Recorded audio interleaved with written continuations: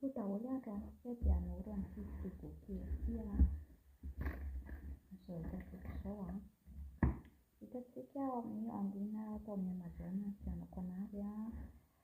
dia afaka entina mandehandeha mety manaovana pique-nique maraka amin'ny fanina zany dia sasatra efa manana miteny village tiana fa nataoko asiko maquillage rehefa hitanareo tonga eo amin'ny vongomaso tsy tiako ariana fa rehefa avy mampiasa dia averiko ihany fa indraindray tonga vao misy rivotra dia maina itony nataoko fa mbola hoasorina daholo